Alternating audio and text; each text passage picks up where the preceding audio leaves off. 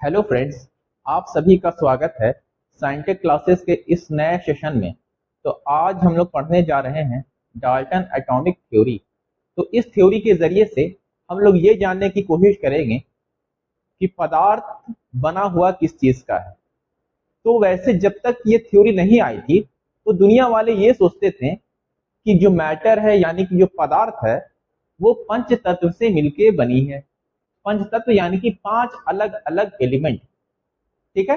तो इंडिया में भी जो ऋषि मुनि थे या ग्रीक में जो भी फिलोसफर थे उनका यही मानना था कि दुनिया की हर एक चीजें 5 अलग अलग चीजों से मिलके बनी हुई है और उस पांचों चीजों को पंच तत्व वो कहते थे।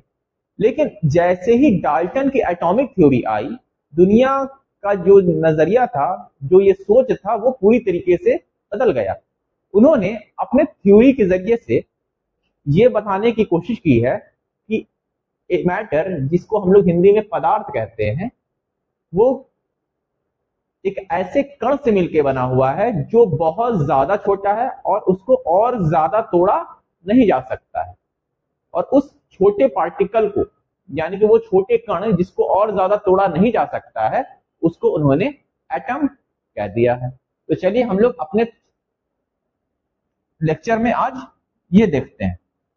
तो ये जो थ्योरी है ये जॉन डाल्टन ने 1808 में दी थी।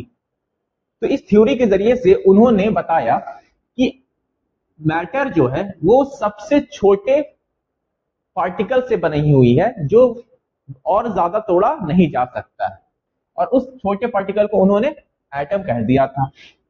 तो चलिए लिखते हैं, matter is made up of smallest indivisible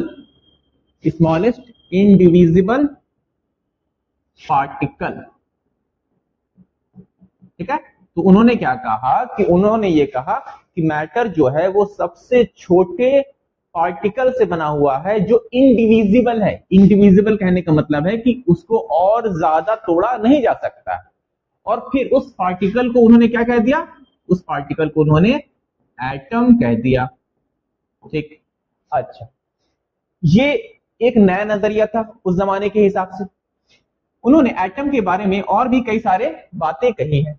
उन्होंने ये कहा कि अगर हम एटम सेम एलिमेंट का ले ले तो उनकी केमिकल प्रॉपर्टीज और फिजिकल प्रॉपर्टीज भी सेम होगी। तो चलिए लिखते हैं, atom of the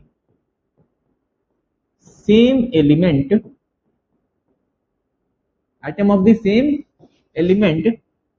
have same physical and same chemical properties। तो उन्होंने क्या कहा कि अगर हम सेम एलिमेंट का एटम लेते हैं तो उनकी फिजिकल प्रॉपर्टीज और केमिकल प्रॉपर्टीज दोनों ही सेम होगी। तो चलिए एग्जांपल के जरिए से इस बात को समझ लेते हैं। तो जैसे कि हम अगर कार्बन और कार्बन ये दो एटम लेते हैं सेम एलिमेंट का, ठीक, तो इनका जब फिजिकल प्रॉपर्टीज देखते हैं मास के रूप में तो क्या पता चलता है कि इसके एक एटम का मास 12 AMU है और दूसरे कार्बन के भी एक एटम का मास 12 AMU है। तो इससे यह साबित हो गया कि अगर सेम एलिमेंट का एटम हम अगर लें तो उनका फिजिकल प्रॉपर्टीज सेम होता है। अब आता है केमिकल की प्रॉपर्टीज की बारी। जब हम इसको ऑक्सीजन के प्रेजेंस में कंबशन करवाते हैं तो ये क्या बनाता है? Carbon dioxide.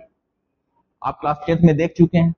और इसको भी जब हम लोग कंबशन करवाएंगे तो ये भी कार्बन डाइऑक्साइड बनाएगा। तो इससे यह साबित हो गया कि इनका केमिकल प्रॉपर्टीज भी सेम है। अच्छा, अब हम लोग चलते हैं इनके कुछ और बातों की तरफ। तो इन्होंने तीसरे बात ये कहा कि अगर हम element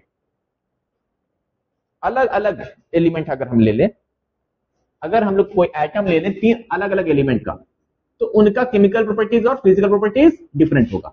atom of the different element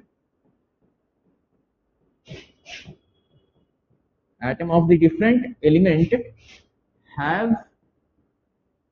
different physical and different chemical properties।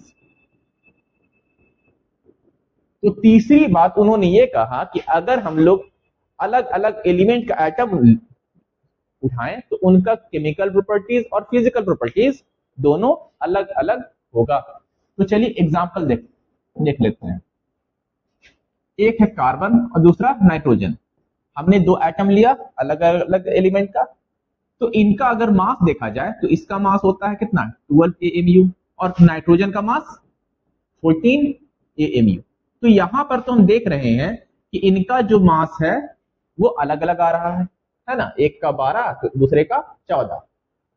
अब जब इनका केमिकल प्रॉपर्टीज देखा जाए तो वो भी अलग आता है। इनको कंबशन करवाते हैं तो ये तो कार्बन डाइऑक्साइड बना लेता है, लेकिन इनको कंबशन करवाने पे ये कार्बन डाइऑक्साइड नहीं बना पाता है। कौन? नाइट्रोजन कार्बन डाइऑक्साइड नहीं बना पाता है, ये कुछ अलग चीज ही बना लेता है। जैसे कि अगर इनको रिएक्शन करवाइएगा तो नाइट्रोजन डाइऑक्साइड बना सकता, हो सकता है नाइट्रोजन ट्राइऑक्साइड बना ले, ठीक है, या नाइट्रोजन मोनोऑक्साइड ही बना सकता है, ठीक है। तो ये कुछ अलग ही चीज बना रहा है। तो इससे ये साबित हो गया कि इनका केमिकल प्रॉपर्टीज भी अलग अलग है अगर हम अलग अलग एलिमेंट ले रहे हैं। अब आते हैं चौथे बात की तरफ जो जॉन डाल्टन ने अपने थ्योरी के जरिए से बताने की कोशिश की है। उन्होंने कहा कि जब भी एटम कंबाइन होकर के कंपाउंड बनाता है तो जब भी कंबाइन होगा तो सिंपल होल नंबर रेशियो में ही होगा। फिर से एक बार सुन लेते हैं। उन्होंने कहा कि जब भी एटम कंबाइन होकर के कंपाउंड बनाएगा तो वो जब कंबाइन जो होगा वो सिंपल होल नंबर रेशियो में होगा। तो पहले इसको लिखते हैं और एग्जाम्पल के जरिए से समझेंगे। Atoms combine to form compound, ठीक है। एटम कंबाइन करके क्या बना सकता है? कंपाउंड बना सकता है। And they combine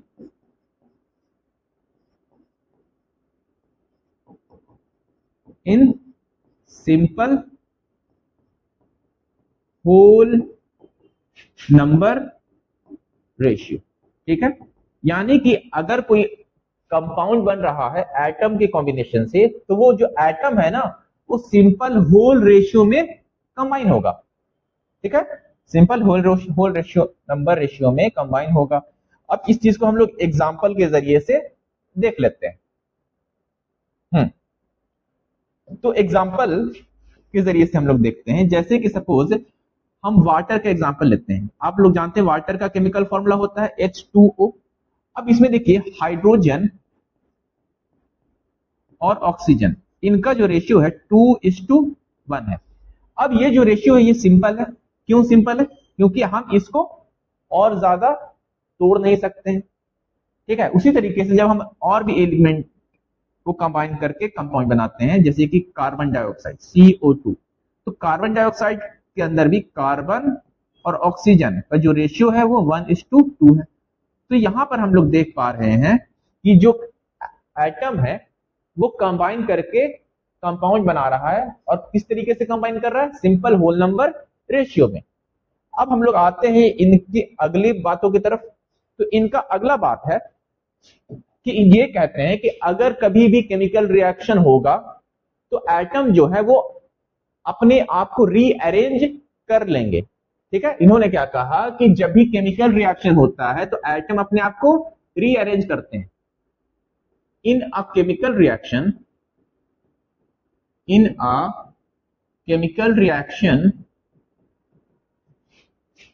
atoms rearrange itself, ठीक है। एटम क्या कर लेता है? अपने आप को रीअरेंज ही केवल करता है।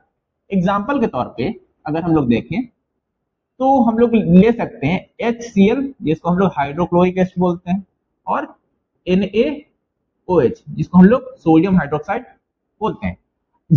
अब ये जब रिएक्शन करेगा तो क्या बनाएगा, NaCl यानी कि सोडियम क्लोराइड और वाटर। ठीक है, तो HCl लिया, सोडियम हाइड्रोक्साइड लिया, ये दोनों रिएक्शन किए, क्या बना लिया, सोडियम क्लोराइड और वाटर। अब जैसे कि ऊपर लिखा हुआ है कि केमिकल रिएक्शन में एटम क्या करते हैं, अपने आप को फिर से रीअरेंज कर लेते हैं।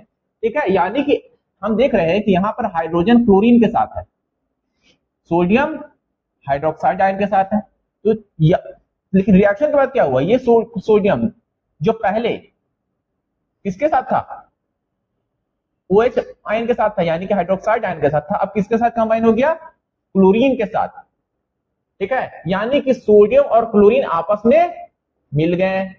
और दूसरी तरफ वाटर कैसे बना, तो वाटर बना कि OH आयन और H आयन ये दोनों आपस में मिल गए। तो यानी कि हुआ क्या, इसमें एटम ने अपने आप को एक अलग तरीके से रीअरेंज कर लिया। जो हाइड्रोजन क्लोरीन के साथ था, वो हाइड्रोजन अब OH आयन के साथ मिलकर के वाटर बना रहा है। जो सोडियम OH आयन के साथ था, वो ही सोडियम अब क्लोरीन के साथ मिलकर के NaCl बना रहा है। ठीक है, तो आज के लिए इतना ही, पढ़ते रहें और आगे बढ़ते रहें। Thank you.